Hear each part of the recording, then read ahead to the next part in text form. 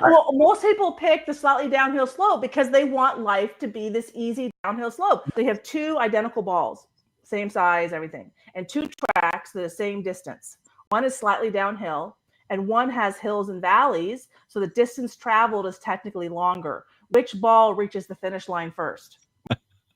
Well, most people pick the slightly downhill slope because they want life to be this easy downhill slope. But you want to solely go downhill your whole life and not, overcome challenges and be more wise and smarter. But a trauma mind really kind of, is like idealizes the non-challenging life. But in reality, we need the hills and valleys. Our souls are energy bodies, and that's why laws of physics apply. So they need to be able to go down those lower vibrating emotions and back up to those higher vibrating emotions.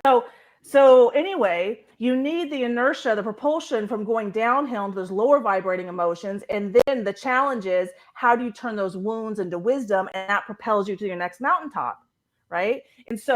And we need fluctuation in energy to move, and energy is constantly moving. We have to learn to go into the lower vibrating emotions like shame, guilt, and fear. Find the wisdom stored in there in our subconscious and our shadow, more self-belief, more self-confidence. See, the hills and valleys always wins. If you want to experience enlightenment, you have to take on an equal amount of wounds to get an equal amount of wisdom.